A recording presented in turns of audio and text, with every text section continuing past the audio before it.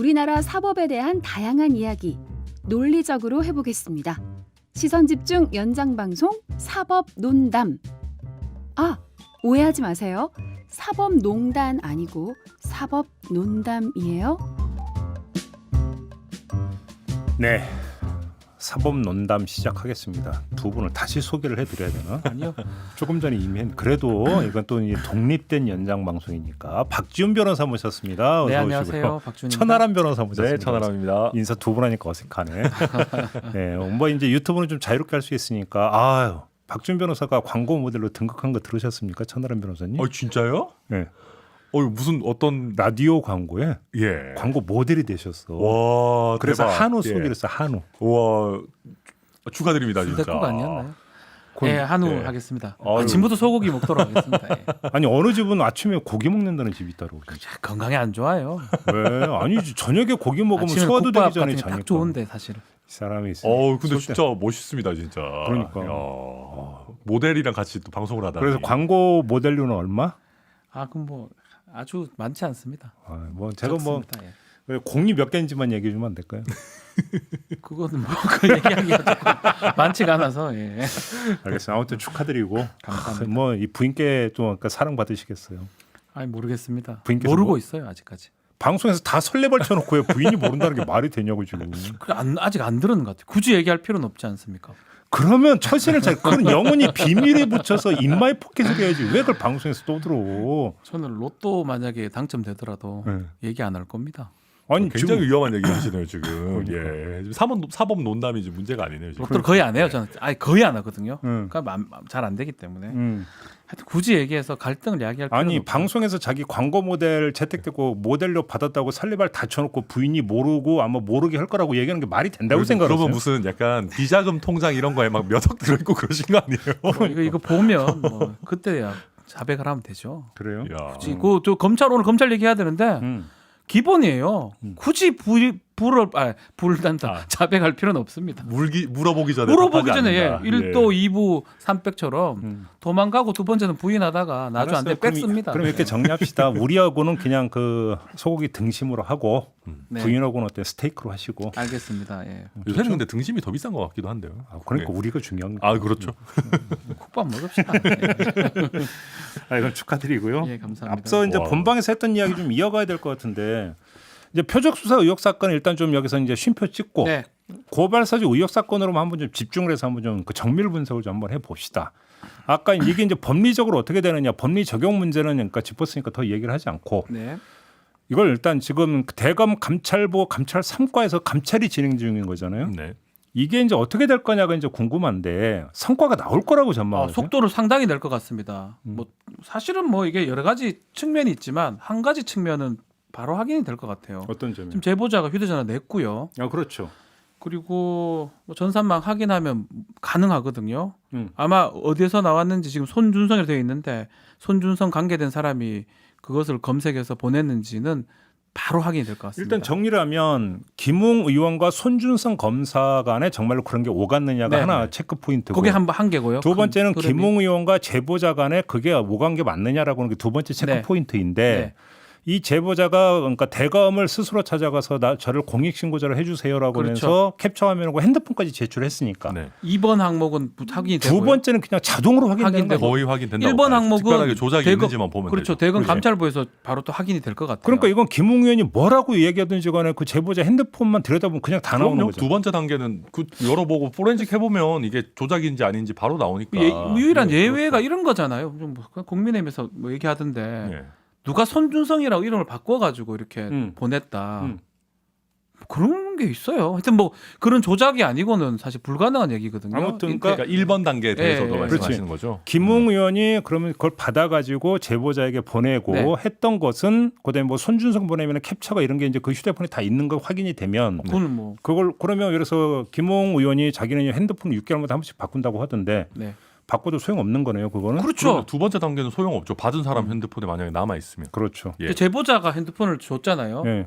뭐 저희 방송을 계속 봤는지 몰라도 핸드폰 하니 결국은 여기서 보고 한 건 아니겠죠. 검사들은 다 피하는데 예. 뭐 일반인들은 핸드폰을 제출했고요. 알겠습니다. 이 핸드폰에 특징이 있어요. 한쪽만 있는 게 양쪽 쌍방향이 있기 때문에 그렇죠. 한 명 6개월 뭐 했다 해도 아무 소용 없습니다. 그렇죠. 예. 자, 그러면 이제 그 첫 번째 손준성 검사와 김웅 의원 간의 관계 정말로 지금 뉴스버스가 보도한 그대로 오간 게 맞느냐 이건데 이거의 물증을 잡을 수 있는 것은 역시 또 핸드폰밖에 없는 겁니다. 그렇죠. 그럼요. 그다음에 두 손준성 번째는 뭐 검사나 김웅 의원 핸드폰 손준성 검사가 수사정보 정책관실에 있으면서 사용했던 컴퓨터를 뒤져보거나 근데 이제 아마 제 생각에 이거 뭐 정말로 경솔한 사람이 아니라면 이걸 업무용 컴퓨터로 한 사람이 사실 누가 있겠습니까? 근데 네. 이런 그 분석도 있던데요. 이 뭐 자료도 엄청나게 찾고 있잖아요. 네. 그럼 이게 그러니까 예를 들어서 손준성 검사가 했다고 치죠. 일단 가정을 하고 혼자 했겠느냐. 근데 다시 말해서 직원들을 시키거나 있을 가능성도 있는 거 아니냐. 근데 그거는 너무 위험한 일인 것 같고, 그러니까 제가 근데 이제 저는 처음에 사실 뉴스버스에서 이게 뭐 윤석열 후보나 김건희 씨나 개인적인 내용들도 많고 본인이 말해주지 않았다면 뭐 할 수 없는 얘기들이 많다라고 했는데 제가 고소장을 나름 열심히 꼼꼼하게 봤는데 사실은 저도 쓸 수 있겠더라고요. 쓰자면 그러니까 특별하게 아주 개인적인 거는 없었고. 네. 제 생각에는 우리 뭐 박지훈 변호사님 같이 모델을 할 정도로 훌륭한 변호사님이나 아니면 그냥 이제 평범한 저 같은 변호사도 각 잡고 쓰면 하루면 충분히 쓸 수 있는 뭐 하루 안 걸려서도 쓸 수 있는 내용들일 것 같기는 해요. 왜냐하면 대부분 언론에 등장했던 내용들이고 아주 그냥 일방의 주장만 그대로 쫙쫙 쓰면 되는 거니까. 그래서 이거를 하려고 특히 한 20년 가까이 20년 이상인가요? 검사 한 분이 요 정도 쓰는데 굳이 뭐 직원들의 도움을 받을 건 아닌 것 같고. 근데 예를 들어서 네.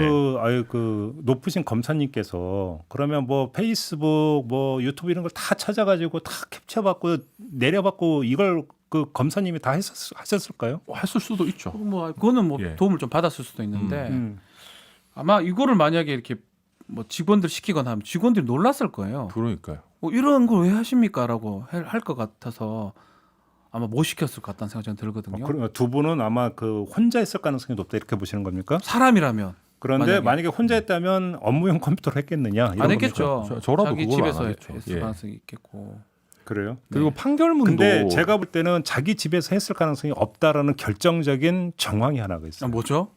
그거를 지금 제가 좀 이따가 이제 그 윤석열 캠프에서 조목조목 입장문 나온 거 있잖아요. 그 한 대목이 있는데 네.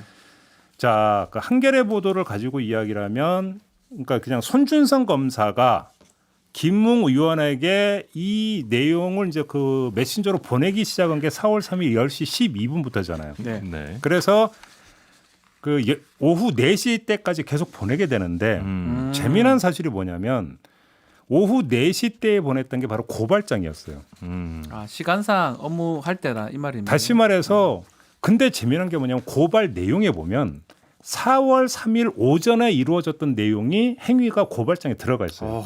바로바로 써서 보냈다는 거네요. 쉽게 얘기를 하면 아주 결정적인 게 그 열린민주당 최광욱 후보 등이 4월 3일 오전에 전북 도의회 브리핑룸에서 맞아 그런 거 교육공약 발표를 하는데 그 내용이 고발 내용에 들어가 있어요. 오. 그러면 그 행위는 4월 3일 오전에 이루어졌는데 제가 찾아보니까 이제 그 최초 기사가 10시 52분인가에 출고가 돼요. 그럼 아마 10시에 아마 기자회견을 했던 것 같아요. 네. 근데 오후 4시 좀 지나서 김웅 의원한테 메신저로 보내는 고발장에 그 내용이 들어가 있다라는 거죠. 그러면 이걸 집에서 했겠습니까? 사무실에서 했겠습니까? 사무실에서 했을 가능성이 높죠. 높네요.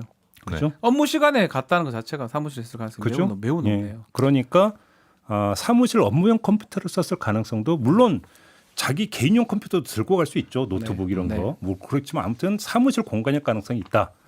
근데 설령 그래서 업무용 컴퓨터를 썼다고 하더라도 남아 있겠습니까? 치웠을 가능성이 높지 않나요? 근데 컴퓨터는 제가 알기로는 문서를 작성했다가 삭제를 해도 이거는 다 남아 있는 경우가 많거든요. 그러니까 복구가 가능하죠. 물론 그래서 이거의 하나의 가능성은 물론 이게 다 전제입니다. 이게 정말 그 사람이 썼는지 안 썼는지 확인된 게 아니니까 아예 저장 자체를 안 하고 그러니까 한글 파일 깨끗한 파일을 띄워놓고 그냥 저장을 한 번도 하지 않고 쭉쭉쭉쭉 써놓기만 하고 그걸 그대로 출력하고 저장을 하지 않고 닫는 그런 식의 방식이라면 흔적이 남지 않을 수 있는데 이게 이 고발장의 양이나 이런 걸 봤을 때 한 번도 저장하지 않고 쭉 쓰기는 쉽지 그렇죠. 않은 양이거든요. 근데 여기서 재미난 게 그 작년 말 윤석열 총장 징계 국면에서 네. 그 수사정보 정책관실 압수수색에 들어가잖아요.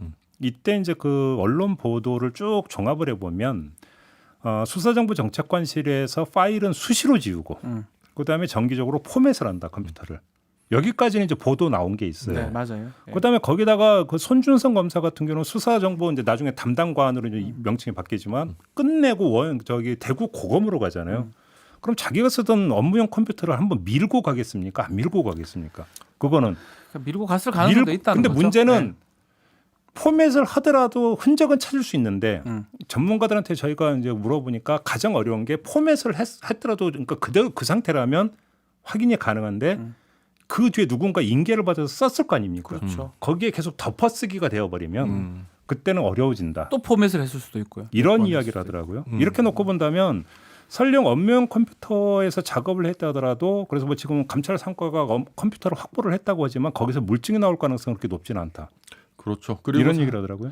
그럴 수 있겠죠. 네. 그리고 또 뭐 판결문이 스모킹 건이 될 거라는 얘기도 많이 있는데 그것도 아니라고 그러고. 그게 사실은 이게 일단은 제가 만약에 이거를 한다라고 하면 저든 우리 검사실에 있는 사람 걸로는 안 볼 것 같거든요. 그리고 하드 카피로도 와요. 그 판결문이 바로 그러니까 박주민 어제 인터뷰에서 박주민 의원도 그 등본 얘기했는데 얘기죠. 그러니까 네. 킥스에 들어가서 열람을 하고 출력도 가능하지만 등본 상태로 그러니까 출력본이 또 온다고 받을 수 하더라고요. 맞아요. 있어요. 예. 연락 그러니까. 청구하면요. 예.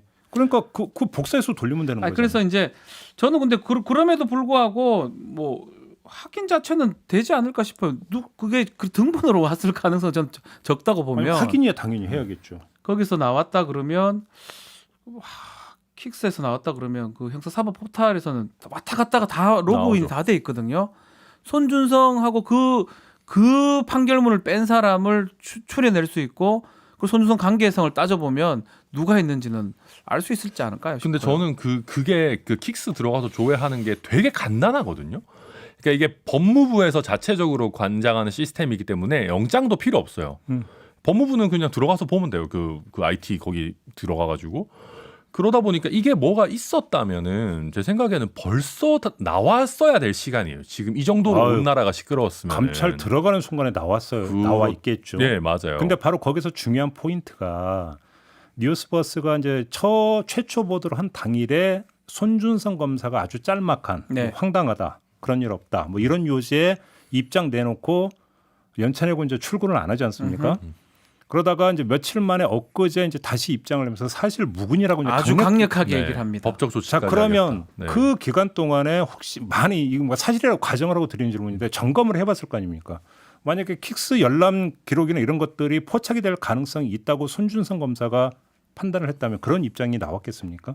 사실이라면 그렇게 안 하죠. 당연히. 그러니까요. 그렇죠. 네. 뭐 법조인들이 단언을 거의 안 합니다. 그러니까 단언하는 걸 가장 싫어해요. 그러니까 뭐 사실일 수도 있고 아닐 수도 있고 뭐 그럴 수도 있고 이런 식으로 표현을 많이 하는데 되게 김웅 단언했거든. 의원이 지금 그런 식으로 김웅 의원이 그러다가 행설 수사를 해버리는 결과가 돼버린 거예요. 근데 단언 못해서. 손준성 검사는 아주 단호하잖아요. 그러니까 그런 거 봤을 때 뭔가 믿는 구석은 있는 것 같긴 해요. 바로 여기서 마지막인데 그런 점에서 볼 때 이제 다수가 진단하는 것처럼 컴퓨터에서 뭐가 나올 가능성은 적어요. 적다. 네. 그리고 킥스가 그 스모킹 건이 될 가능성도 별로 없다고 봐야 될 것 같고 결국은 손준성 검사의 핸드폰이 결국은 가장 핵심적인 증거 자료가 될 수 있는데 과연 옛날에 쓰던 걸 계속 쓰고 있느냐. 아마 6개월 단위로 그분도 교체하는 거 아닐까요? 그다음에 지금 이 행위가 벌어진 시점은 최근이 아니라 작년 4월이라는 거잖아요. 네. 그잖아요. 그렇죠. 그때 핸드폰을 지금도 보관하고 있느냐 내지 쓰고 있느냐. 통상은 핸드폰 그렇게 빨리 바꾸나요? 저는 그것도 이해가 안 되고. 참고로 제가 이제 일주일 있으면 2년 약정이 드디어 약정노에서 풀려나. 그래서 TMI 아닙니까? TMI.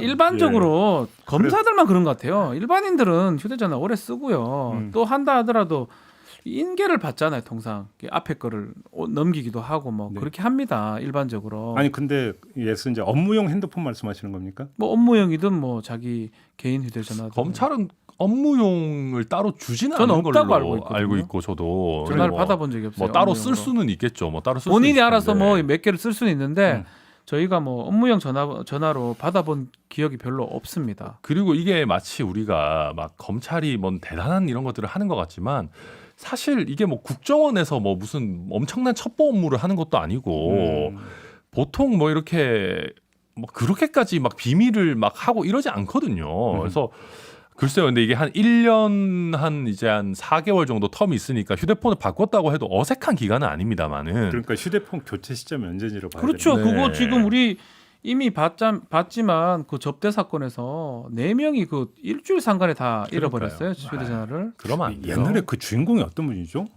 부부 싸움하다가 핸드폰 거기가 검사 1명 중에 1명입니다. 변호사도. 그분이었나요? 예, 예. 거기 4명 중에 1명이. 그러니까 근데 그거는 진짜 중요한 부분인 게 예를 들면 어차피 그것도 다 나올 거 아니에요. 그 휴대폰을 당시에 쓰던 핸드폰 언제 개통했는지. 그렇죠. 예를 들면 뭐 개통한 지 뭐 두세 달밖에 안 됐는데 폰을 바꿨다든지 이런 것도 다 나올 거니까 네.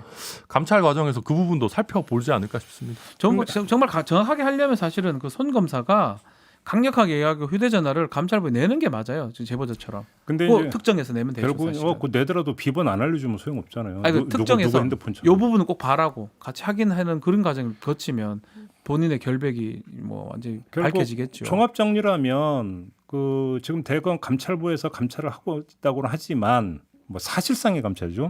표현은 진상조사던데. 진상조사던데. 하더라도 결국은 결정적 물증이 될 수 있는 핸드폰, 손준성 검사의 핸드폰과 김웅 의원의 핸드폰.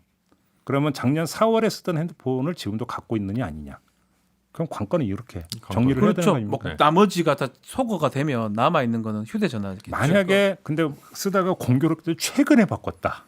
뉴스버스 보도 이후에 바꿨다면 이거는 뭐 좀 죄송하지만 저 그거는- 예상 하나 또 해도 될까요? 또 대예언 들어가는 거. 최근에 바뀌었을 것 같아요. 두 분 다. 뭘 믿고 저렇게 대예언? 그럴 것 같아요. 지금 뭐. 이제 다음 주인 거 알고 있죠. 1차 대예언. 벌써입니까? 그럼 시간 참 잘 가네. 진짜 엄청 얼마 시간이 너무 잘 가요. 다 예. 한우 2번 먹을 수 있겠다. 야, 한우 2번. 시간이 너무 잘 간다. 독도새우도 먹어야 될 것 같은데요. 맞아. 독도새우. 아마 휴대전화가 어떻게 됐냐에 따라서 우리 시청자분들도 뭐 그 관전 포인트가 아닌가 생각이 듭니다. 알겠습니다. 뭐 기고 아니고를 떠나서요. 이거 사실은 뭐 귀다고 해가 뭐 인정하겠습니까? 저는 그런 생각도 안 들거든요. 그러니까 왜냐하면 이게 어차피 아까 이제 첫 번째 그 손준성 검사에서 김웅 의원한테 갔느냐 이 부분은 진짜로 이 두 사람 핸드폰이 아니면 제가 봐도 나오기가 쉽지가 않아요. 감찰을 해도. 그러니까 근데 사실은 우리가 핸드폰을 바꿔도 갖고 있잖아요. 어지간하면. 그렇죠. 그러니까 그 전에 쓰던 폰을 바로 어디 뭐 소각해 버리거나 하지는 저는 저희 딸이 않으니까. 쓰고 있더라고요. 그 보통 그렇죠. 저는 인터넷으로 뭐, 하고 아니, 예. 요즘은 그 저기 이제 이 중고폰 사는 데가 있기 때문에 팔기도 하죠. 중고 팔기도 판매도 하긴 하긴 하죠. 합니다. 네. 맞습니다. 그래서 저도 지금 얼마 받을 수 있나 알아보고 있습니다. 근데 이게 좀 보급은 싼 거여 갖고 뭐 안 사준다는 데 있더라고요. 좋아 보이던데요. 아무튼 뭘로 바꾸지 이번에. 모델료도 받으셨는데 하나 해드려야 되는 거 아닙니까 지금? 그래서 이제 정리를 하면 결국은 손준성 검사와 김웅 의원 간에 뭔가가 정말 오고 간 게 맞느냐라고 하는 것들의 물증을 찾는 과정이 생각보다 어려울 수도 있다.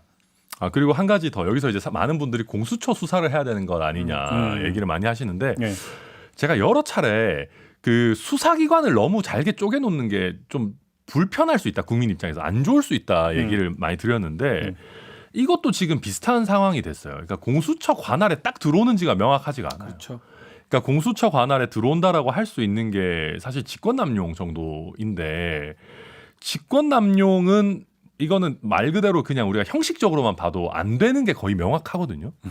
그러다 보니까 이걸 갖고 수사 착수하기도 공수처 입장에서도 사실 조금 애매한 부분이 있어서 뭐 하려면 직권남용죄 넣어야죠. 넣어야죠. 넣어서 일단 수사는 해야 되는데 그렇게 되면 이게 뭐 범죄는 안 되지만 이런 걸 그 과정에서 찾았다 이런 식의 수사 그렇게 결과 되겠죠. 발표를 해야 되는데 알겠습니다. 좀 그러면 어색해지죠. 종합 정리를 한번 하죠. 아까 이제 포인트가 두 개가 있다고 네. 했잖아요. 근데 그러면 두 번째 포인트 손준성과 김웅관은 만약에 물증 찾기 어려웠다고 치죠. 네. 근데 김웅 의원과 제보자 사이에서 이게 오간 게 다 확인이 됐어요. 그건 확인 될 것 같아요. 그러면 추정은 가능한 거 아닙니까? 그럼 그렇지. 제가 말씀드린 게 추정이라는 거예요. 김웅 의원은 이게 어디서 났느냐? 이거 어디서 났느냐? 그렇죠. 당연히 그러니까 그다음에 따라붙는 건 그거고 이거에 대해서 김웅 의원이 다른 데를 대지를 못한다라면 결국은 지금 뉴스버스 보도가 맞는 거 아니에요? 이렇게 추정은 가능한 거 그러니까 아닌가요? 법률적으로 그렇게 하긴 어려워도 정치적인 영역에서는 충분히 뭐 그런 얘기가 가능하고 물론 뭐 얘기는 하죠. 뭐 손준성이라는 사람 이름을 뭐 바꿔서 저장했거나 아니면 이게 뭐 손준성이 A고 김웅 의원이 바로 B일 수도 있고 그 사이에 다른 사람이 중간에 끼어들어 있더라도 뭐 최초로 이걸 전달한 사람이 손준성 검사면 뭐 손준성 보냄이라 뜬다 뭐 우리가 이 사건 때문에 또 쓸데없이 텔레그램의 기능에 대해서 또 많이 전 국민이 알게 되는데. 통화 기능도 있더라고요. 네, 근데 몰랐어요. 어쨌거나 이게 만약에 그 손준성이 검찰에 있는 손준성이다라는 것만 밝혀지면 중간에 누가 끼어있던 의미가 없는 거고. 근데 이제 이 손준성이 그 손준성이다라는 거를 증명해내는 과정은 생각보다 쉽지는 않겠죠. 네. 그래서 결국 이제 9시 반에 기자회견이 있습니다. 곧 한 30분, 40분 후에 네. 되면 알 수 있을 것 같은데 네. 그 측면을 얘기를 할 거예요. 빼버리고. 그거 한번 보고요. 지금 그 제가 체크 포인트 2개로 나눠서 이야기를 진행했는데 사실은 하나가 더 있습니다. 자, 그럼 설령 손준성 검사가 그런 일을 벌였다고 하더라도 그것이 윤석열 당시 총장이 알았느냐 내지 지시했느냐. 이거는 또 다른 차원의 문제. 요건 또 아니겠어요? 그러니까 세 개 국면인 거예요. 네. 첫 번째, 두 번째, 세 번 국면인데 뭐 궁극적으로 이 문제 제기할 때는 세 번째 국면을 바라보고 제기를 한 거죠. 왜냐하면 그 직책 자체가 사실 이래 말하면 그냥 부하 쉽게 수족 하면 같은 부하예요. 검찰총장과 수사정보 정책관의 관계를 볼 때 네. 검찰총장 모르게 또 별도로 단독적으로 뭘 할 수 있는 그런 아니다. 조직도가 아니다 이런 아니다. 얘기죠. 그러니까 거죠. 네. 저도 사실 잘은 모르고요. 그 내부 관계는. 근데 이제 윤석열 후보 캠프 측에서 얘기하는 거 보니까 그 사람은 그렇게까지 수족 관계가 아니고 실제 윤석열 총장 후보의 당시 수족 같은 사람들은 다 어디 좌천돼서 가고 뭐 지방 가 있고 주로 특수통들이 이제 윤석열 총장의 어떻게 보면 당시 정말 믿는 사람들인데. 근데 그렇게 얘기를 했는데 네. 사실은 이거 보면 이 사람 꼭 놔두라 나간 사람 빼더라도 이 사람 꼭 저도 예. 그거 보면 이제 캠프 인사가 인터뷰에서 그런 얘기인데 원래는 그 전임인 김유철 네. 정책관을 유임을 맞아. 요청을 했는데 추미애 장관이 단칼에 자르고 오히려 데려온 게 손준성 검사 이렇게 주장을 하던데요. 그러니까 다시 말해서 2020년 1월, 2월에 있었던 인사만 갖고 하는 얘기고 그다음에 그러니까 지금 제기됐던 건 8월 인사 때거든요. 그렇죠. 그러니까 이미 그때는 손준성 검사가 와서 반년 동안 수사정보 정책관으로 총장하고 그러니까 호흡을 맞춘 다음에 이루어진 인사인데 그때 기사 찾아보면 여러 개 나와요. 그때 윤석열 총장이 그러니까 수족을 잘라내는데 딱 두 사람만 남겨달라. 그게 권순정 대검 대변인과 네. 손준성 수사정보 정책관이다. 맞습니다. 그런데 이제 그 권순정 대변인은 그때 차장검사로 승진해서 가고 그래서 이제 그 손준성 검사만 유임이 되는데 근데 그래서 이거는 그러니까 윤석열 당시 총장의 요청이 받아들여진 걸로 해석하는 언론 기사가 많은데 재미난 게 예. 손준성 검사 입장에서 보면 그때 직제가 바뀌어요. 수사정보 부장에서. 정책관에서 맞아요. 수사정보 담당관으로 맞아요. 바뀌는데 네. 그래도 정책관은 차장검사급이고 그렇죠. 담당관은 부장검사급으로 직급이 내려져 깎인 건데도 유임이 됐다. 사실은 그 부분이 눈에 띄는 부분이거든요. 대검에서는 이거 자꾸 문제 삼으니까 차장 검사가 더 높아요. 좀 혹시나 그럼요. 모르시는 시청자분들 네. 있을 수 있으니까 부장 검사가 그 밑에고 차장 검사급에서 부장 검사급으로 격을 낮추겠다, 급을 낮추겠다라고 하면서 차장 검사 이 사람 지금 저기랑 김웅이랑 동기니까 39기면 상당히 높아요. 그렇죠. 높은 사람을 부장으로 해가지고 부장급에 앉추는 상황까지 된 거거든요. 아니 그러니까 입장 보고서 그러니까 제가 29기 아니 29. 죄송합니다. 29기. 예. 제가 손준성 검사라도 멀쩡히 지금까지 그 차장 검사였는데 당신 부장으로 한 등급 아래인데 그냥 남을래 그럼 남겠습니까? 안 남죠. 안 남죠. 그게 본인 자의로? 이게 검찰도 그렇고 모든 조직이 마찬가지인 게 어떤 일을 했느냐에 따라서 나중에 승진하고 진급과 관계가 되거든요. 근데 자기보다 직급 낮은 데 있는데 그 어떤 개인적인 아니면 그 이상의가 없으면 있을 이유가 없는 거죠. 직장인이라고 그러면 그거 왜 있습니까? 내가 맞는 차장급으로 가죠. 뭐 대구고검 차장, 대구지방법원 차장 가든지 그렇게 가는 게 맞죠.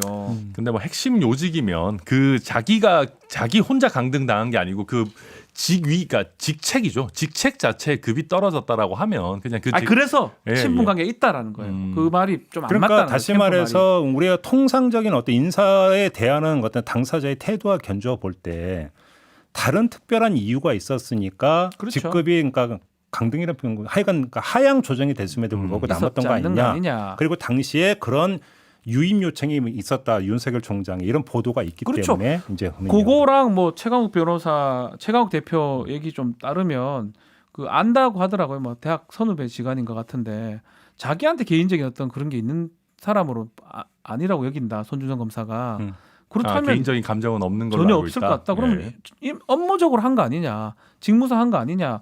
그것도 저는 근거가 될 것 같거든요. 그렇다면 뭐 정확한 증거, 뭐 우리가 말했던 뭐 정확한 증거 될 수는 없겠지만 윤석열 총장 건하고 관계성은 그런 걸로 찾아낼 수는 있을 것 근데 같아요. 저는 사실 좀 이해가 안 가는 게 만약에 윤석열 당시 검찰총장이 이걸 지시를 해서 한 거다라고 하면 이렇게 허술하게 해도 되나? 그러니까 제가 예를 들면 그 자리에 있는 검사라면 뭐 예컨대 이거를 당시 선거 치르느라 정신없는 김웅 후보자 같은 사람한테 줄 게 아니고 루트를 너무 많이 건너야 되잖아요. 모르겠어요. 그게 더 자연스럽다고 생각했는지 모르겠으나 만약에 사실이라면 또 너무 허술하게 하고 분명히 좀 더 직접적으로 국민의힘 쪽에 더 뭐랄까 영향력이 있는 사람도 있을 수 있는데 아니 근데 바로 네. 그 지점인데요. 그러니까 이거는 지금 허술하다는 이야기는 뉴스버스가 포착을 해서 보도를 했기 때문에 결과론적으로 그 얘기는 성립이 되겠지만 그럼 역으로 이런 반론이 성립이 되죠. 그러면 역대 검찰총장과 이제 그전에 범정 네.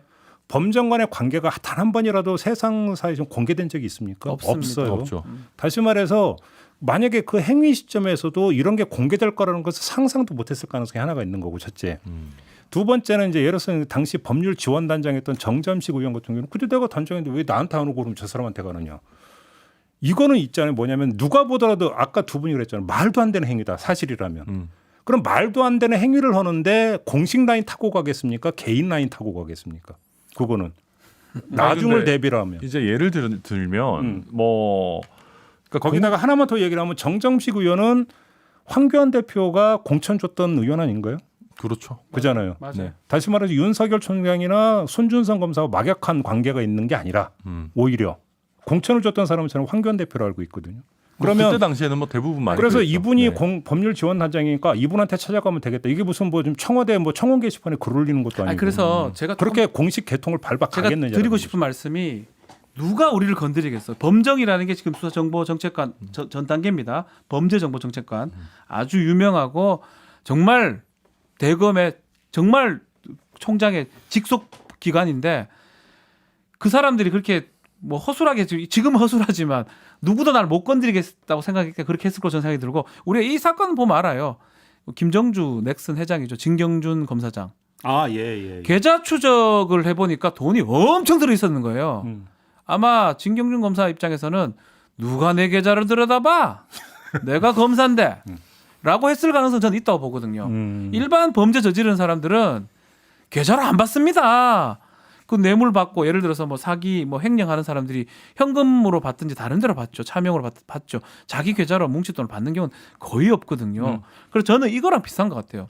과연 누가 우리 범정 우리 수사정보정책관이 하는 거를 건드리겠냐라는 어떤 오신이나 믿음이 있었지 않을까 근데 저는 그거는 생각됩니다. 약간 좀 많이 나간 게 그게 만약에 이제 검찰이라는 조직이 흔들리지 않고 있었다면 그 말이 맞을 수도 있어요. 근데 당시에는 이제 윤석열 전 총장과 뭐 이제 정권과의 어떻게 보면 대립 관계가 있었고 뭐 친여 검사, 친야 검사 뭐 이런 식의 얘기까지 나오고 있는 상황이었기 때문에 글쎄요 그 상황에서 그렇게까지 너무 이렇게 그러니까 얘기할 수 있는 상황은 아니었던 것 같고 물론 네. 분명히 바로 그 지점이니까 그러니까 윤석열 그 당시 총장과 손준성 검사의 관계는 제가 볼 때는 손준성 검사가 김웅 의원 간에 뭐가 있었는가의 물증 찾기보다 더 힘들 거다. 그렇죠. 아니면 찾아낼 제가 수 볼 때는 찾아낼 수가 없죠. 네. 원천적으로 물증이란 게 있을 수가 없을 수도 있다. 그잖아요. 네, 찾아낼 수가 없어요. 그러면 말로 했겠죠. 했더라도. 그러니까요. 그냥 그렇다고 결국은 문서로 지시를 하겠습니까? 정말 뭐 하겠습니까? 그럴 리는 없죠. 그 옛날에 그 뭐 임자가 알아서 해야랑 똑같은 거죠. 그러니까요. 임자가 알아서 그런 해야. 점에서 네. 이거는 사실은 신중하게 접근해 들어가야 되는 부분인데요. 네. 근데 다만 여기서 우리가 이건 한번 좀 검증을 해보죠. 마지막으로 윤석열 캠프에서 자진해서 입장문을 내놔서 조목조목 반박을 하지 네, 않습니까? 맞아요. 네. 그러면 그 조목조목 반박한 게 그럼 타당성이 있느냐? 요것만 검증을 하고 좀 마무리했으면 좋겠는데. 네, 좋습니다. 네. 첫째 일단 고발장 내용을 보면 이건 검사가 작성했다고 보기엔 너무나 투박하다. 이렇게 지금 그 지적을 했는데 두 분 변호사는 어떻게 받아들이십니까? 아니 저는 오히려 전 눈에 좀 띄는 부분이 이 고발장하고 이제 실제로 고발장하고 두 개를 비교해 보니까 저는 그 네모 박스가 검찰이 쓰는 거예요 통상. 우리 변호사들은 네모 박스 같은 거 잘 안 쓰거든요. 그 인적 사항 부분. 이름 뭐 주민번호 써본 적 있어요? 저는 고소장 고발장 쓰면서 네모 박스 쓰는 걸 본 기억이 없어요. 혹시 네모 박스는 그렇게 잘 쓰지는 문서 않습니다. 작성 기능을 아직 익숙하지 못해서 아니요. 표를 잘 못 다루는 표도 못 다룰 뿐더러 굳이 그걸 네모 박스에 넣을 거 뭐 잘났다고 그런 느낌이 드는데 어.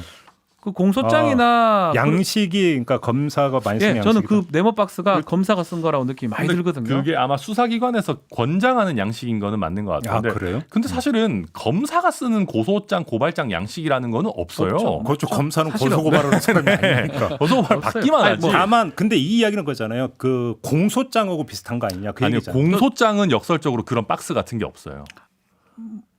예. 불기소장이나 뭐 예. 가능한 뭐 따- 하여튼 변호사가 쓰는 양식은 아니다. 근데 역설적으로 그 말씀 꼭 드리고 공소장 싶어요. 양식도 아니에요. 그래서 그건 약간 사실은 좀 표현이 그런데 이게 뭐 차이가 꼭 있는 건 아니지만 법무사님들이 좀 많이 쓰는 양식. 이게 뭐 꼭 다 이게 뭐 좋다 나쁘다의 아니 그게 아니고 그 약간 틀에 잡혀 있는 그런 양식들을 법무사님들이 좀 선호하시는 아니 경향이 근데 있긴 있어요. 지금 윤석열 캠프에서 투박하다라고 했던 근거는 그 네모 박스가 아니라 아니에요. 그건 네모 아니죠. 박스. 그건 우리 지금 상관없어요. 여기서만 예. 얘기하는 여기서 거고. 이제 그 논리전개, 고발장에 논리전개. 등장하는 용어 몇 개가 너무 또 뭐 검사들이 흔히 역적 쓰지- 뭐 이런 것들이잖아요. 네. 예. 이걸 근거로 하는데 이건 어떻게 평가를 하세요? 저도 근데 조금 너무 감정적이라고 했는데 모르겠어요. 우리가 이제 또 너무 많이 나간다면 이게 사실이란 전제하에 나간다면 일부러 그렇게 했을 수도 있죠. 좀 검사 티 덜 나게 약간 감정적으로 오히려. 정치적인 느낌으로 보이게끔 했을 수도 있는 거니까 그건 뭐 알 수 없는 내용이죠. 그러니까 검사가 쓴 것 같지 않은 부분들은 분명히 있긴 합니다. 있죠. 네. 근데 이제 그거는 논리가 안 됩니다. 검사가 쓴 거 같지 않다 해가지고 저도 저 고소장 쓴 건 변호사가 쓴 것 같은지 그것도 모르겠거든요. 그게 어디 있을 그런 게 어디 정해져 있습니까? 근데 하여간 그럼 묶어서 10가지거든요. 또 한 가지가 5번째가 뭐냐면 성격이 다른 사건들을 어떻게 하나의 고발장에 모두 담느냐. 검사는 이런 식으로 안 쓴다. 이건 어떻게 봐야 되는 거예요? 글쎄 그것도 지금 똑같은 논리로 우리가 얘기할 수 있는 것 같아요. 이게 검사라고 해가지고 무조건 논리적으로 아주 그냥 뭐 고발장, 고소장 양식이 있는 것도 아니고 자기 뭐 공소장이라든지 불기소장 적듯이 그렇게 적지는 않거든요. 오히려 머리가 좋고 이거 안 걸리려고 할 사람이면 오히려 저라면 제가 변호사가 아니고 일반인을 하면 더 좀 혼동되게 쓸 것 같아요. 알겠습니다. 그래서 이거는 근데 해명 자체가 저는 안 된다고 그 봅니다. 해명의 포인트가 저도 좀 잠깐 달라진 것 같은 게 이게 그 내용도 썼었나 해명에 아무튼 이 여러 개를 넣으면 수사가 오래 걸리게 된다라는 말은 뭐 맞을 수는 있어요. 그러니까 차라리 잘라서 넣거나 해야지 빨리빨리 되고 그리고 이게 그때 당시 상황으로 보면 접수가 중요한 거잖아요, 사실은. 왜냐하면 그렇죠. 이게 수사 결과가 나올 수 있는 타이밍이 아니니까. 그러니까 그렇죠. 그러면 굳이 뭐 여러 개 막 넣어가지고 하는 것보다 뭐 개별적으로 되는 것만 잘라가지고 넣어서 빨리빨리 수사해 주십시오라고 하는 게 낫지 않냐라는 얘기는 뭐 그나마 그럴 수 있다고 생각합니다. 그다음에 이제 그 김건희 씨 관련해서 이건 뭐 공개된 내용이기 때문에 뭐 누가 알고 모르고 할 성질의 문제가 아니다. 이 지적은 어떻게 받아들이십니까? 글쎄 그 부분도 글쎄요 이거를 일반적으로 좀 쓰기에는 애매한 부분 아닌가 싶기도 하거든요. 그래요? 그러니까 예. 뭐 비공개 정보는 없어요. 근데 비공개 정보는 없는데 박 변호사님이나 이제 많은 분들 얘기하시는 게 본인의 관여 없이 이렇게 썼겠느냐라는 얘기를 하시는 저희 건데. 얘기죠. 뭐 저희 예, 얘기긴 근데 그거는 한데. 뭐 본인의 관여 없이 쓸 수도 있습니다. 네. 알겠습니다. 뭐 10개를 다 짚기는 뭐하고 이거 뭐 배용원 그러니까 그 당시 접수 대상이 대검 공공수사부장이었잖아요. 그것도 이상하죠. 그거 진짜 이상하죠. 그 대검 민원실에 접수하라고 했다고 하거든요. 지금 이거 일반적으로 고발 고소장이면 서울중앙지검에 하죠. 통상은. 대검이 이런 거 받아주는지도 의문이에요. 그리고 또 좀 예. 이상한 부분이 공공수사부장한테 딱 줘라고. 그리고 그 선거법 위반까지 엮어서 가거든요. 아니 그러니까 지금 이 윤석열 캠프 입장문을 보면은 근데 이때 그 백용원 부장은 윤석열 고립을 위해서 대검에서 뭔가 그 부임한 맞아요. 별로 인사다. 사이 안 아니, 좋았던 근데- 사람인 건 아니, 근데 맞아요. 자꾸 그거를 네. 검사가 다 추미애 편, 윤석열 편, 저는 절대 그건 말이 안 된다 생각. 사단도 없을 뿐더 추미애를 막 다른 사람 저는 없다고 보고. 예. 그리고 공공부에 배당된다 하더라도 공공부장이 다 합니까? 밑에 검사가 또 근데 얼마나 있는데요. 제가 일단 그 이해가 안 되는 게 이게 이제 그 고발장에 들어가 있는 그 혐의가 이제 명예훼손 이런 거잖아요. 네. 그게 공공수사부장 관할입니까? 그래서 선거법 넣은 겁니다. 공직선거법 위반. 그래서 공직선거법에 그 저희는 거의 그런 거 알지도 못하는 걸 넣었더라고요. 네. 언론 뭐, 부정 언론 부정 사용행위죄. 선거법 그러니까 위반 사건은 공공수사부장 그렇죠. 관할인데 네. 명예훼손은 그냥 일반 형사 적어죠. 그렇죠. 그래서 저는 이게 일반 변호사보다는 검사 내지 검사 출신 일이 특히 공공부에 배정시키기 위해서 했던 게 아닌가. 서울중앙에 안 가게 하기 위해서. 왜냐하면 근데 이제 바로 윤석열 캠프는 그런 주장에 대해서 아니 근데 그 당시 공공수사부장이 윤석열 라인이 제가 아니었다라는 거잖아요. 해명 다시 반박을 하면 아닌 게 공공수사부의 다른 검사들은 또 다르단 말이에요. 근데 그게 저도 이거는 좀 이상하다고 생각했거든요. 그러니까 예를 들면 보통 우리가 고발장이나 고소장을 넣으면서 무슨 부까지 지정해서 넣는 경우는 매우 드물고 거의 없죠. 민원실에서 이렇게 받아주는지도 사실 잘 모르겠고요. 일단 그리고 아무리 부원들이 있어도 검찰 조직은 법원보다 독립성이 좀 떨어져요. 그러니까 뭐 물론 뭐 법원도 부장이 결정하지만 검찰은 부장의 영향력이 굉장히 훨씬 더 세거든요. 그러니까 이게 만약에 자기들이 제가 봤을 때 뭐 최대한 이걸 줄여서 해석한다고 해도 윤석열 당시 총장이 컨트롤할 수 있는 사람은 아니었던 거는 맞는 것 같거든요. 예, 그러니까 뭐 그런 면에서는 뭐 왜 이렇게까지 컨트롤이 안 되는 사람 쪽에다가 굳이 밀어 넣었겠느냐 이런 얘기는 할 수는 있죠. 아 근데 다 모든 언론에서 항상 뭐 이 사람은 친정부고 이 사람은 뭐 윤석열고 저는 그 물어봤습니까 그 사람한테? 그냥 알겠습니다. 저는 그건 그 자체가 그 그냥 분류도 검사는 억울한 검사예요. 사람들 많아요. 맞아요. 근데 아 검사는 검사예요 그냥. 저도 그 되게 억울한 거 있어요. 저도 사실 저 유승민 지금 후보죠. 후보랑 별로 안 친하거든요. 저 어디 땡땡 위키 이런 데 들어가 보면 친유다 막 이렇게 써 있어요. 저 되게 억울하더라고요. 저 얼굴도 제대로 본 적도 없는데. 아 그러니까요. 아무튼 그래서 그 약간 분류하는 사람들이 마음대로 제가 분류하는 왜 거예요. 얘기를 하냐면 제 아는 검사 중에 누구랑 얘기는 못 하겠지만 억울해 하더라니까. 상관도 없는데 나를 왜 자꾸 그쪽으로 얘기하냐고. 검사는 검사예요 그냥. 알겠습니다. 이거는 좀 제도 좀 납득이 안 되는 게 그러니까 그 제보자 X 판결문 있잖아요. 실명 판결문. 이거죠. 예. 이거를 지금 그 출처를 검찰로 단정하기 어렵다. 그래서 내용 보면 그때 기자들 사이에서 많이 돌았다. 만약에 이랬다면 이게 더 문제 아닌가요? 이거는 말이 안 됩니다.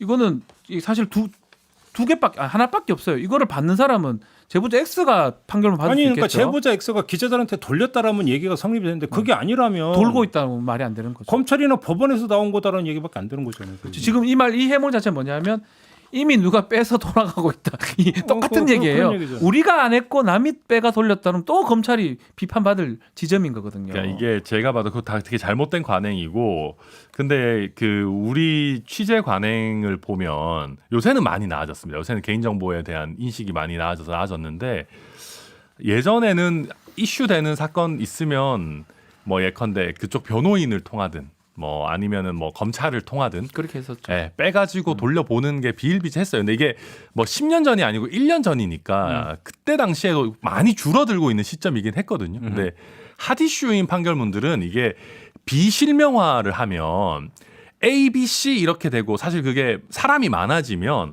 뭐 이렇게 막 하트 모양 막 이렇게 해가지고 사람 이름을 가리고 이러는데 알아보기가 쉽지 않아요. 등장인물이 많은 헷갈리긴 하죠. 예, 그러니까 익명화된 판결문은 그러다 보면은 기자님들 중에 또 이제 막 그 하는 분들은 뭐 어떻게든 해가지고 그냥 그러니까 실명이 있는 판결문 구해서 보는 분들도 여전히 있기도 하고 바꾸기도 막 하더라고. 왜 그렇습니다. 동그라미 2개 하트 이래가 막 별표 이래가 이름에 넣거든요. 맞아요. 헷갈립니다. 헷갈리는데 그걸 또 추정해서 바꾸기도 하긴 하더라고요. 그러니까 여튼 이거의 얘기는 뭐 이 사람이 반드시 이번에 꼭 보지 않았더라도 공개된 자료였을 수 있다 이 정도 취지인 그 것 정도죠. 같습니다. 예. 알겠습니다. 뭐 그다음에 완전 해명할 수는 없는 예, 거고. 이건 뭐 좋은 관행은 당연히 아니죠. 김웅의 최초 해명에서 고발장 작성 전에 자신이라고 밝힌 점도 들었는데 이거는 뭐 워낙 많이 이제 보도 나왔고 했으니까 네. 건너뛰겠고요. 고발 시기에 관련된 부분을 또 제기를 했어요. 4월 3일인데 지금 뭐 총선 며칠 앞두고 뭐 이런다는 게 이게 지금 시기상 맞다고 생각하냐?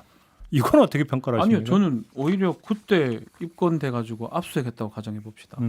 문제됐다고 가정해 봅시다. 내지 뭐 전격 누구를 소환 조사해서 소환 조사, 다시 뭐 죄송해요. 소환 조사 한테 가정해 봅시다. 예를 들어서 뭐 저게 뭐냐면 카메라 앞에 서게 만든다. 그래서 선거 개입이라고 얘기를 하는 거거든요. 여권에 이제 김남국 의원도 뭐 그런 얘기를 하던데, 박주민 의원도 얘기를 하던데, 이건 그냥 국기문란 단순 사건이 아니고 선거에 개입하려고 했다. 저는 시기가 더 중요하다 봅니다. 그러니까 여기는 이제 이게 이제 시기상 말이 안 된다는 것은 수사 결과가 그때까지 안 나온다는 걸 수사 전제로 한 결과는 얘기인데. 사실 필요 없습니다. 우리가 계속 보지만 수사 맞아요. 결과는 유죄든 무죄든 아무도 기억 못 하고요. 조사 받고 있다만 하면 보도를 대대적으로 해주거든요.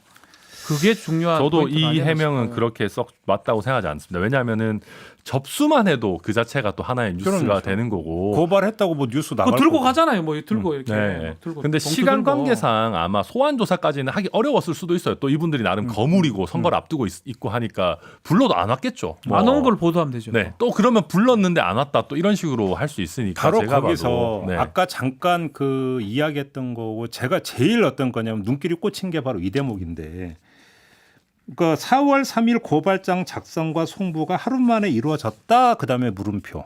이걸 지금 제기를 하고 있는데 확인을 해보니까 김웅 의원과 오갔던 것 중에서 고발장이 메신저로 전달이 된 건 4월 3일 오후 4시 조금 지난 다음이었어요. 네. 그래서 고발장 내용을 보니까 바로 그날 오전에 이루어졌던 세 가지 행위가 고발장 내용에 들어가 있어요. 하나가 뭐냐면 아까 얘기했던 최강욱 그 후보자 등이 전북 도의회 방문해서 이야기한 거 하나. 그다음에 당일 오전에 조선일보가 제보자 X 관련해서 보도한 거 하나. 그다음에 유시민 이사장이 라디오에 출연 여기죠. 라디오에 출연한 거가 또 저기 적시가 돼 있어요. 그러면 오전까지 그 체크를 하고 아주 그 막바지에 몰려가지고 해서 지금 바로 넘겼다라는 얘기잖아요. 그잖아요. 네. 그렇죠. 뭐 그거 이건 다시 말해서 무슨 얘기입니까? 막판에 스퍼트를 올렸다라고 네. 해석이 충분히 가능한 거죠. 그럴 수 그 있죠. 사연과 이유가 뭐냐라는 거죠. 4월 3일. 왜? 다시 말해서 그러면 그냥 그거 빼고 미리 작업을 해가지고 그 전에 했던 거 해서 그러니까 그냥 여유 있게 넘길 수도 있는데 뭔가 촉박하게 당일에 이런 게 이루어졌다라는 것은 오히려 뭔가 급한 게 있었다라는 역추정도 가능한 거 아니냐는 얘기죠. 그리고 저는 또 한편으로는 지시가 그때 딱 떨어졌을 수도 있다는 거죠. 근데 당일 하루에 그러면 그 아니, 많은 그 지시가 자료나 야, 그거 했냐? 아직 안 했는데. 야, 그거 안 하면 어떡하냐? 빨리 해라. 알겠습니다. 그럴 가능성도 배제할 수 없는 뭐 이제 그건 뭐 말 그대로 추정이죠. 추정. 말 그대로 뭐 추정입니다. 아무튼 완전히 추정이고. 예. 당일에 벌어졌던 이야기까지 고발장 내용에 담아서 바로 오후에 쐈다. 그럼 뭔가 지금 상당히 급하게 서둘렀다라는 이야기가 될 수도 있는 거 아닙니까? 그건 맞는 것 같습니다. 그럴 주장상? 수도 있죠. 네, 상당히 그럼 이유가 급했던 뭐냐? 거. 오히려 거꾸로. 그러니까 윤석열 캠프에서 제기했던 거는 거꾸로. 그거를 그냥 우리가 추측이니까 어차피 우리가 추측할 수 있는 거 아닙니까? 네. 그 당시 이제 선거가 이제 곧 일주일 전 한 10일 전 정도였거든요. 4월 15일이니까 뭐 여론 추이라든지 이런 부분들이 좀 판단할 시점이 아니었나. 저 개인적인 추측입니다. 이거 이 카드가 이거 안 되겠다. 본인들이 생각하는 거하고 판세가 좀 다르다고 판단했을 가능성도 저는 있지 않나. 이건 제 개인적 얘기입니다. 네. 왜냐하면 그게 지금 추정을 해보는 거니까 딱 그 시점이 그런 시점 같다는 느낌이 들기도 해요. 그래서 원래 여당이 총선에서 좀 질 거라고 생각했는데 여당이 앞서는 모양새, 뭐 그건 여론조사 같은 걸 알 수 있으니까 뭐 그런 것도 우리가 추측할 수 있는 부분이 아닌가 생각이 듭니다. 아무튼 저기 윤석열 캠프의 입장문을 좀 이제 그 조목조목 살펴봤는데 조목조목 살펴본 바가 이게 그러니까 강력한 반박과 세간의 의심에 탄핵의 어떤 근거는 되지 못한다. 네. 이렇게 정리를 해도 됩니까?